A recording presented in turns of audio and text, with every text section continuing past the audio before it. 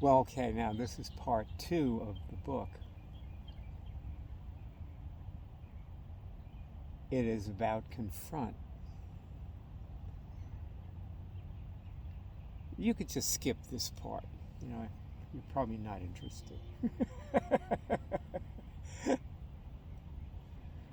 the thing, the things that you know, well, I mean, actually, that's true of a lot of people. They think that if they can manifest the things that they want, and they also, see, if you focus on manifesting, you will have some success with it. You always will. And so you'll draw things that seem really good to you, and you'll say, well, I have control in my life. I don't have to confront anything. And the things that you do not confront will control your life, not you. So, they don't realize that what they're doing is, yes, they're controlling their lives within this framework of things they are willing to confront, because if you don't confront anything, you won't manifest anything that you want. It will all be awful. But that's not going to happen, because that's impossible. You're going to confront certain things, and it's not really too hard. For example, let's do this. I want to have a nice day today. I want to enjoy this day, and I'm getting a nice big fat signal on that. I want to eat food that's good for me, which I'm getting a signal on. So, and when I get a signal, it doesn't necessarily mean I'm going to do those things, or it means I want to do them at the moment when I'm testing. You're testing the literal sentence you say. You can also, by the way, there's lots of other ways to, you can test anything.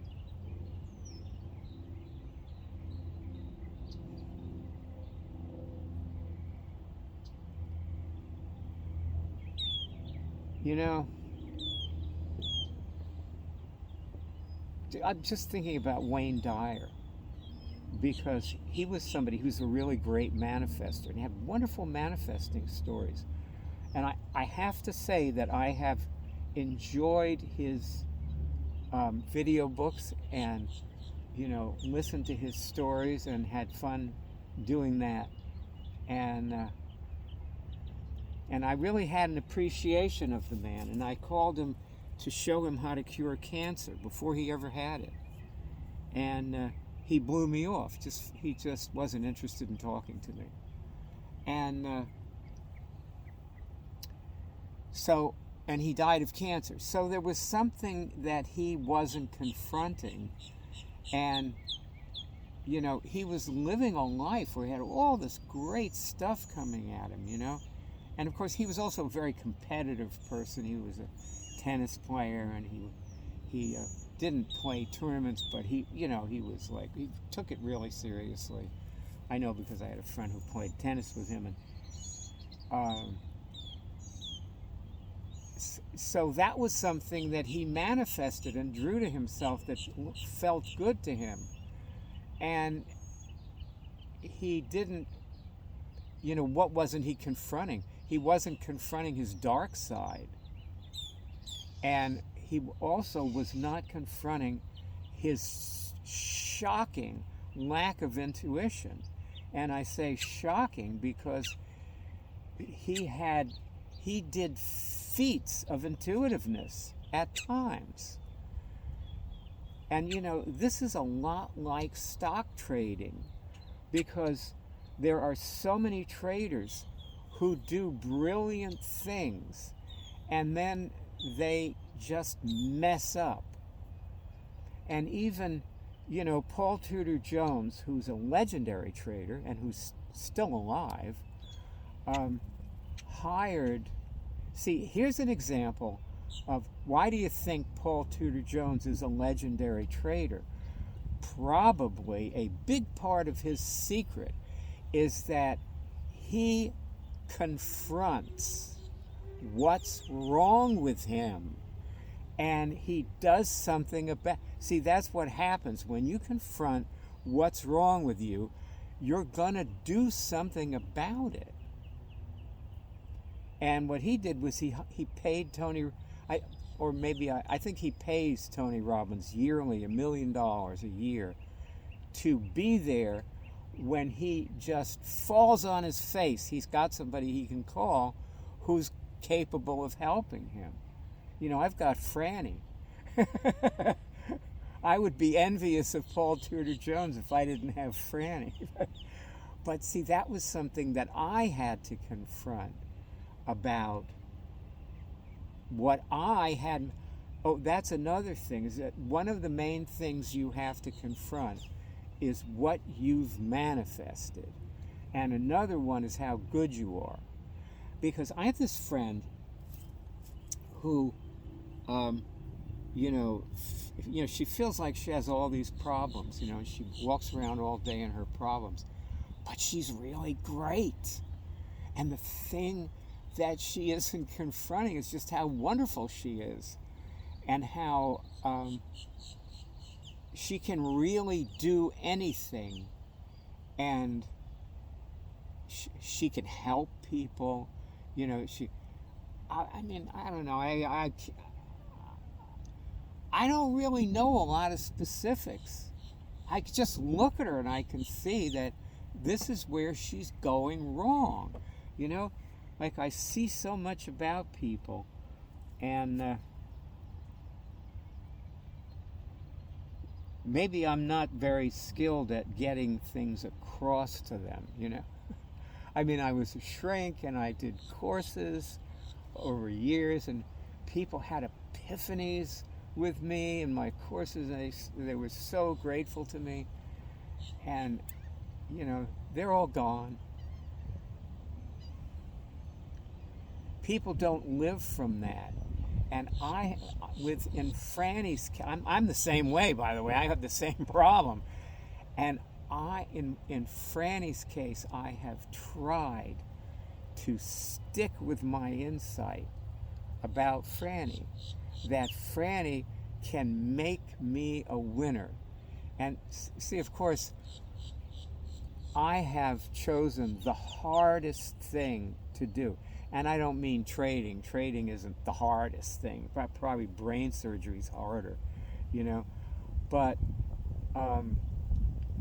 the kind of trading that I've chosen to do is maybe the most difficult kind of trading there is.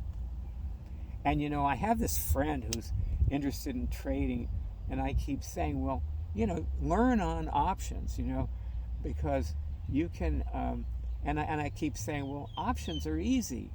There's a lot of reasons why I think options are easy, but they're not.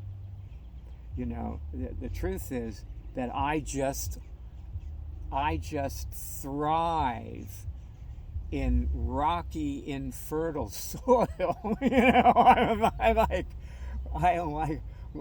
That's where I grow. It's just one of these weeds that pops up in your driveway, and you're peeking through the concrete. It's like, oh, brother.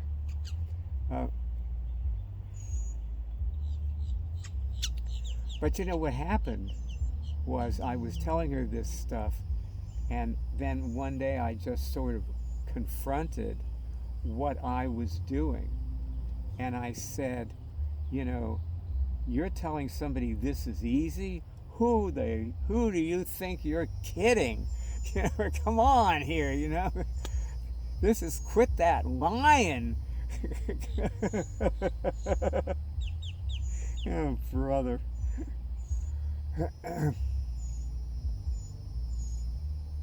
The thing that makes the kind of trading that I do easy for me is because I really do lose interest in other kinds of trading. I've tried a lot of different ways of trading, and I just, I'm just not interested, you know.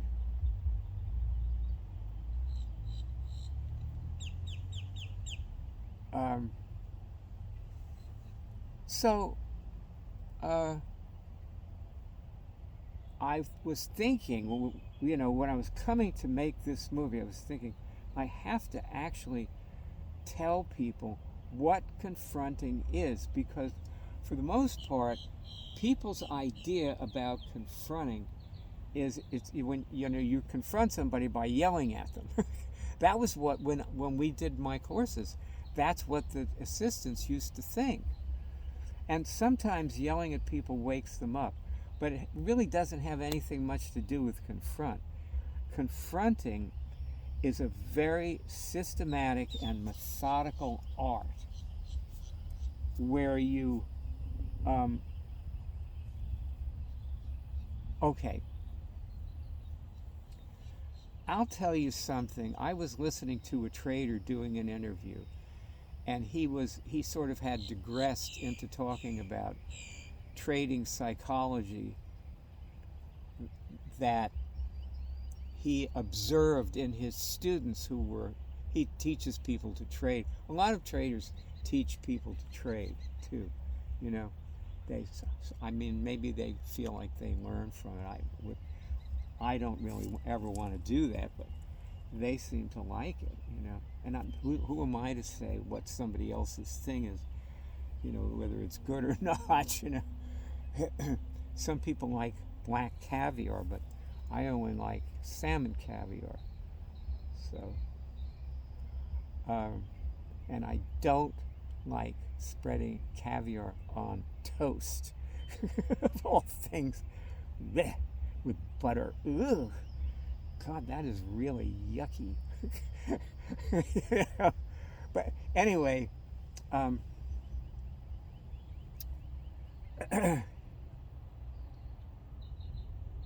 he was saying that people make up ideas about how the market moves. Like, for example, a very common idea about the market, and in fact, there's a whole theoretical, like somebody created a theory about this, where there's part A when it's here, and then part B when it's going up, and part C when it's distributing up at the top, and then part D when it's dropping, and it drops down. That's part D or something, and then E is where it's back down here. And so that's how they think the market moves. And what they do is they create this imaginary market, and they trade that. And, a lot of times it works. Almost everything works sometimes, I mean, when I say works, I mean makes a profit, makes money, which is not really my definition of something working in the market. In fact, I don't really talk about things working. I don't think anything works. So that's why I never talk about it. But what I'm trying to say is that a person who's trading the imaginary market is not confronting reality, because the market, the real market, is reality. And then, there are other people who, matter of fact, I think this guy was one of them, who says, look at the chart, don't put any indicators or crap it up, don't analyze it. Actually look at the price action, and you will see reality. So this is what he promises, that you will see the real market if you look at the market just naked as it is. And I don't know if he actually said that, but I think he might very well have, and it certainly would be something that would bear heeding, because that approach to trading is the closest thing that I can see to confronting when trading.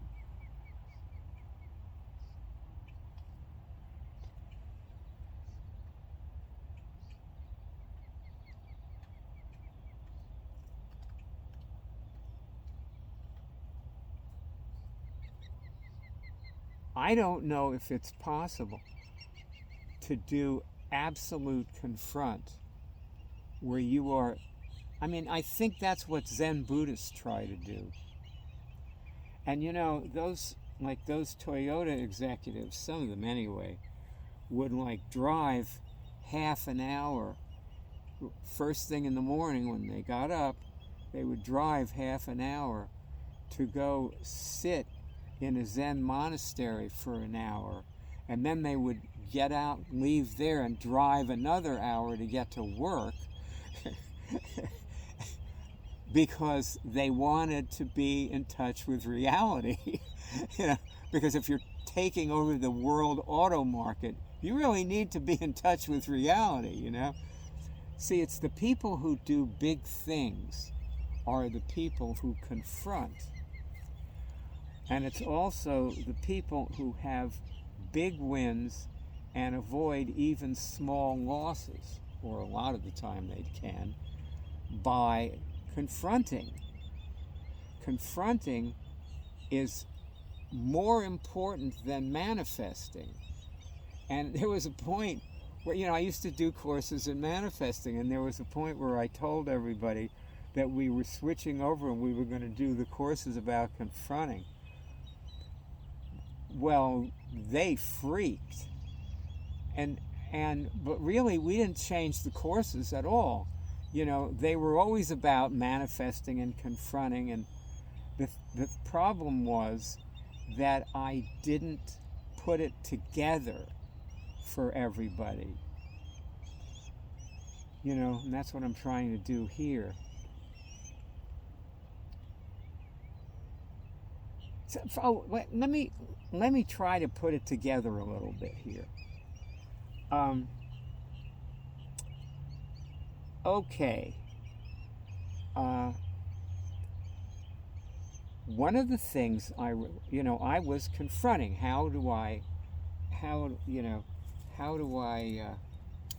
be there when there are trades? Because I don't want to sit there and look at the screen all day, or even for 15 minutes when, you know, it's useless to do that unless I'm studying something.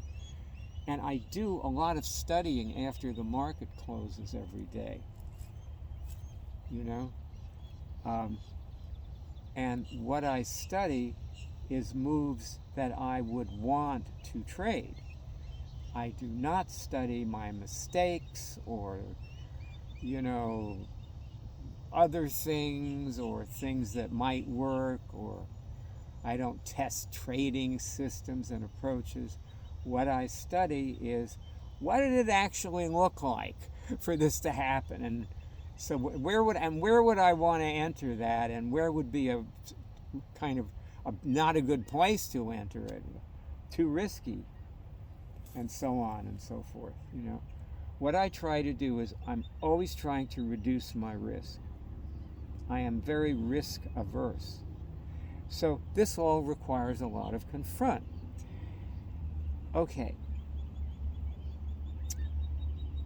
One of the things that I confronted, and what it was a realization. You ever have a realization? It's when something becomes real for you. Well, this became real for me, that getting good trades was a matter of manifesting. It was pure manifesting. You know how sometimes people say, well, there's an element of luck in trading, you know? It's not luck. There's no such thing as luck. You're manifesting. Or, you know, you're not manifesting, and you're just, you know, rolling dice at a crap table, and sometimes you win and sometimes you lose, you know, and you say, when you say I'm a winner, so you create this false reality because there's no such thing as a winner. Being a winner is a pathology. Well, no, it's actually an immune dysfunction. Winning and losing are immune dysfunctions. They just compromise your immune system. We'll get into this in the cure area, okay? Maybe getting a little ahead of myself. But, so I realized that manifesting it's a matter of causing the move to happen and also causing myself to arrive when at the, near the place where it's developing into something where I should enter at that point. And I realized the way the realization hit me when I saw that I was arriving at those points and I was failing to recognize where I was or what was happening because I didn't know I was manifesting. So then this goes back to manifesting and how people don't know they're manifesting or what they're manifesting. And when you go back there, then you have to come forward and confront what you're actually doing. Am I manifesting, or am I manifesting a good trade, or am I manifesting an opportunity to take a nap for a while? What am I giving myself here? That's confronting. That's what it is to confront. It's a very sophisticated activity that relies heavily on methodology. Having a method of determining whatever it is you need to confront.